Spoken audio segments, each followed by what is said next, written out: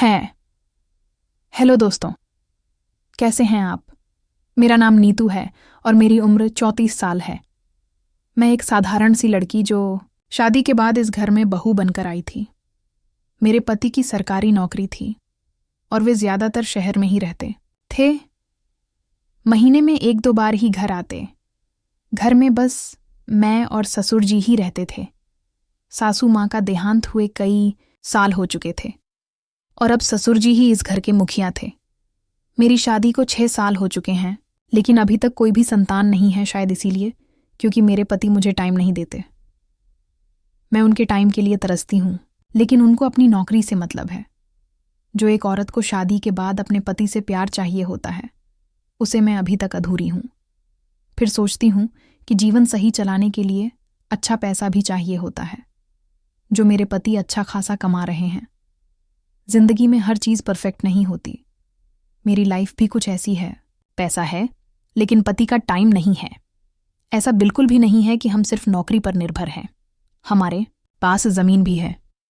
मेरे ससुर जी संभालते हैं। मेरे ससुर जी बहुत मेहनती इंसान हैं। मेरी बहुत इज्जत करते हैं, लेकिन पता नहीं क्यों जब भी मैं उन्हें देखती एक अजीब सी गर्मी मेरे अंदर दौड़ने लगती। शायद इसलिए क्योंकि वह एक मजबूत कद काठी वाले मेहनतकश इंसान थे। खेतों में दिन भर पसीना बहाते और शाम को थके हारे लौटते। उनके चेहरे पर उम्र की लकीरें थीं, मगर शरीर में अब भी वह ताकत थी जो किसी जवान आदमी में होती है। उस दिन की बात है। गांव में एक बड़ा धार्मिक आयोजन था। घर के सारे रिश्तेदार पड़ोसी वहां गए थे, लेकिन मैं नहीं जा पाई। सुबह से काम करते करते बहुत थक गई थी, इसलिए सोचा घर पर ही आराम करूं। ससुर जी भी नहीं गए थे। शायद उन्हें इन सब चीज़ों में ज़्यादा रुचि नहीं थी। दोपहर का समय था, गर्मी ज़ोरों पर थी और घर में सिर्फ मैं और ससुर जी थे। मैंने घर का काम निपटाया और फिर नहाने चली गई। ठंडे पानी ने मेरे शरीर को सुकून दिया। कपड़े बदलने के लिए जब मैं कमरे में आई तो देखा कि पलंग की चादर गंदी हो चुकी थी। मैंने उसे निकालने के लिए चारपाई को हिलाया, लेकिन चादर को निकालने में जोर लगाना पड़ा। ससुर जी ने कहा, अरे बहू, क्या कर रही हो? मैं चौंकी। ये ससुर जी की आवाज़ थी। मैंने कहा, चादर निकाल रही थी पर फंस गई है। ससुर जी ने कहा, रुको मैं मदद कर देता हूँ। वो मेरे पास आए। मुझे उनकी महक साफ महसूस हो रही थी, पसीने और मिट्टी की मिलीजुली खुशबू। उन्होंने चारपाई को थोड़ा झुकाया और चादर बाहर निकाल दी।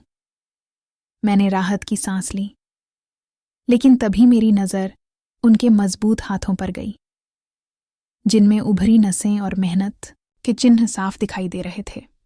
मैंने चादर पकड़नी चाहिए, लेकिन हम दोनों का हाथ एक दूसरे से छू गया। एक हल्की सी झंझनाहट मेरे अंदर दौड़ गई। मैंने झट से हाथ खींच लिया, लेकिन मेरी धड़कनें बढ़ चुकी थीं।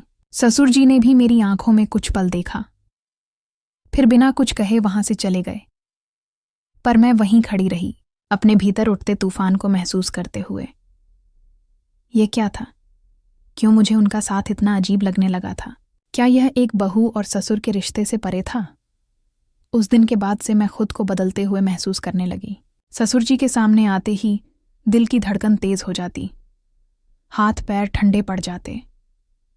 ऐसा पहले कभी नहीं हुआ था, पर अब हर बार जब वो मेरे करीब होते, मैं अजीब सी बेचैनी महसूस करती। अगली सुबह जब मैं रसोई में चाय बना रही थी, तभी ससुर जी बाहर से लौटे। शरीर पर हल्की मिट्टी लगी थी, शायद खेत से आ रहे थे। उन्होंने कहा, बहू चाय बनी क्या? मैंने कहा, हाँ बस ला रही हूं। मैंने ट्रे में चाय रखी और उनके सामने रख दी। वो खामोश बैठे चाय पीने लगे। मैं भी वहीं चौके के पास खड़ी थी। मैंने अनजाने में उनकी तरफ देखा। उनकी आंखों में एक अलग ही गंभीरता थी, जैसे वो कुछ कहना चाहते हो लेकिन कह नहीं पा रहे। मुझे पता नहीं क्यों उनकी निगाहों से बचने का मन हुआ। मैंने सिर झुका लिया और जल्दी से रसोई में चली गई। पर जैसे जैसे दिन बीतते गए, मैं समझ गई कि अब मैं वैसी नहीं रही जैसी पहले थी। उस दिन गांव में बारिश हो रही थी। बिजली चली गई थी और घर में बस दिए की हल्की रोशनी थी। मैं आंगन में खड़ी थी। अरे की ठंडी बूंदें हवा के साथ मेरे चेहरे को छू रही थी। तभी पीछे से ससुर जी की भारी आवाज आई। उन्होंने कहा, बहू अंदर आ जाओ, भीग जाओगी। मैंने कहा, बस 2 मिनट, बड़ी अच्छी हवा चल रही है। उन्होंने कहा, ठीक है, पर ठंड मत लगवा लेना। मैंने मुड़कर देखा, वो दिए की रोशनी में खड़े थे और उनकी आंखें मुझ पर टिकी थीं। मेरे कदम अचानक रुक गए। ये बस एक साधारण सी बात थी, लेकिन उनके कहने का तरीका, उसमें एक अपनापन था जो पहले कभी महसूस नहीं हुआ था। मैं जल्दी से अंदर आ गई। वो भी मेरे पीछे आकर बैठ गए। कुछ देर तक सिर्फ बारिश की आवाज आती रही, पर उस खामोशी में भी जैसे बहुत कुछ कहा जा रहा था। रात को मैं अपने कमरे में थी, पर नींद दूर दूर तक नहीं थी। को लेकर दिमाग में अजीब से ख्याल आ रहे थे। मैं खुद को समझाना चाहती थी, ये गलत है, मैं उनकी बहू हूं, ये सब नहीं सोचना चाहिए। पर जितना मैं इन बातों से दूर भागने की कोशिश करती, उतना ही मैं उनके बारे में सोचती चली जाती। उस दिन के बाद से सब कुछ वैसा ही था। फिर भी सब कुछ बदल चुका था। हर दिन वही काम कर रही थी, रसोई संभालना, खाना बनाना, घर की सफाई करना, पर मन कहीं और उलझा था। ससुर जी पहले जैसे ही थे, लेकिन मेरी नजरें अब उन्हें अलग तरह से देखने लगी थीं। उस शाम मैं घर के आंगन में बैठी थी। हवा ठंडी थी, लेकिन मेरे भीतर एक अजीब सी गर्मी थी। तभी ससुर जी खेत से लौटे। उन्होंने कहा, बहू, आज बहुत थक गया हूं, लगता है उम्र हो गई है अब। मैंने कहा, अभी तो आप जवानों से भी ज्यादा ताकत रखते हैं। मेरे मुंह से यह क्या निकल गया? मैं खुद ही चौंक गई। ससुर जी ने मेरी तरफ देखा। उनकी आंखों में हल्की मुस्कान थी, लेकिन कुछ और भी था, जैसे वह मेरे शब्दों के पीछे छुपे भाव को समझ गए हों। उन्होंने कहा, जवानी अब कहाँ रही बहू? मैंने कहा, अगर ताकत और मेहनत को देखा जाए तो आप अब भी किसी जवान से कम नहीं हैं।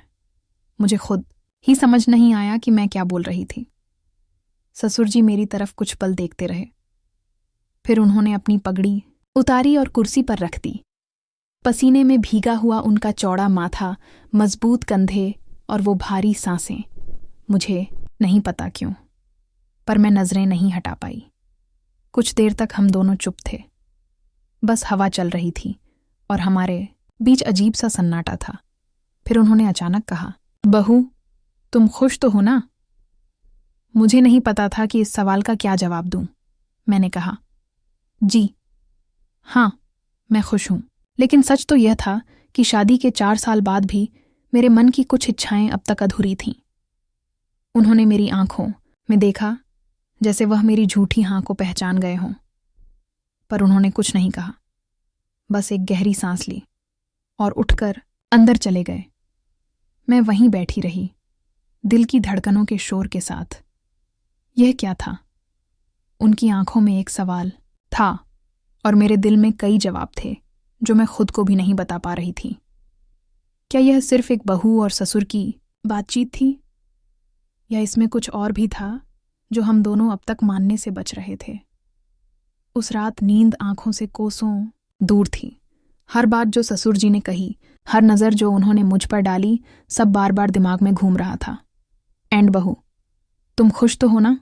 ये सवाल सिर्फ एक सवाल नहीं था, बल्कि मेरे भीतर छिपे सारे एहसासों को कुरेद गया था। मैं अपने पति से बहुत प्यार करती थी, लेकिन उनकी गैर मौजूदगी ने मुझे एक खालीपन दे दिया था। क्या ससुर जी भी यही महसूस कर रहे थे? अगले दिन सुबह सब कुछ सामान्य था। मैं रसोई में काम कर रही थी और ससुर जी अखबार पढ़ रहे थे। उन्होंने कहा, आज मौसम अच्छा लग रहा है, खेत चलोगी? मैंने कहा, मैं? खेत?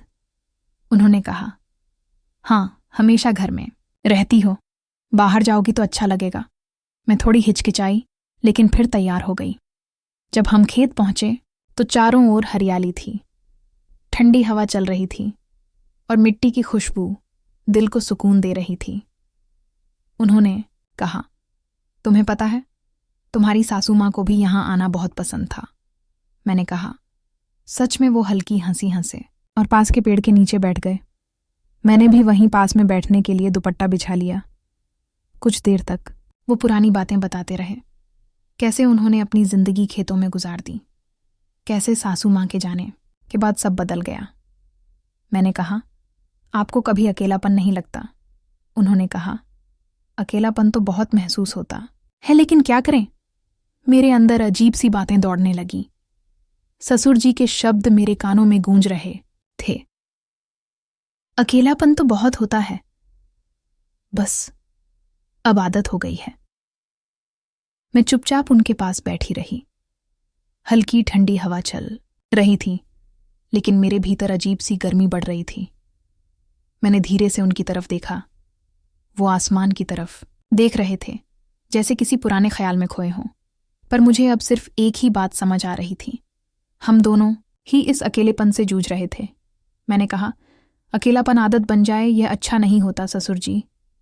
उन्होंने मेरी तरफ देखा और उनकी आंखों में एक हल्की चमक थी, जैसे वह मेरी बात समझ रहे हों पर कह नहीं पा रहे हों। मैंने नजरें झुका लीं। कुछ देर तक हम दोनों चुप रहे। फिर एक हल्की हवा चली और मेरी साड़ी का पल्लू उड़कर उनके कंधे पर जा गिरा। मैंने झट से उसे पकड़ने की कोशिश की, लेकिन मेरी उंगलियां उनकी उंगलियों से टकरा गई। एक पल के लिए सब कुछ थम गया। हम दोनों ने एक दूसरे की आंखों में देखा। उनकी नजरें स्थिर थीं और मेरी सांसें तेज हो रही थीं। मैंने जल्दी से पल्लू खींच लिया, पर उनकी आंखों में कुछ ऐसा था जिससे मैं बच नहीं पा रही थी। जो कहना था वो अनकहा रह गया। वो उठकर खड़े हो गए और हल्की आवाज में बोले, बहू, हमें अब घर चलना चाहिए। मैंने सिर हिला दिया, लेकिन मेरे दिल में तूफान मच चुका था। क्या यह सिर्फ एक पल की बात थी, या फिर हमारे बीच सच में कुछ था जिसे हम दोनों समझ रहे थे पर मान नहीं रहे थे? उस दिन के बाद से सब कुछ वैसा ही था, लेकिन मेरे भीतर कुछ बदल चुका था। ससुर जी के साथ बिताया वो पल बार बार मेरे दिमाग में घूम रहा था। वो छूटा हुआ पल्लू, वो एक पल के लिए टकराई हुई नजरें। मैं खुद को समझा रही थी कि यह सिर्फ एक संयोग था, एक मामूली घटना। लेकिन अगर यह इतना मामूली था तो मेरी धड़कनें अब भी तेज क्यों हो जाती थीं जब वो पास होते थे। अगली सुबह जब मैं आंगन में झाड़ू लगा रही थी, तभी ससुर जी बाहर आए। मैंने झट से नजरें झुका लीं, पर मुझे महसूस हुआ कि वह कुछ कहने के लिए रुके थे। कुछ पल तक सिर्फ हमारे बीच की खामोशी थी।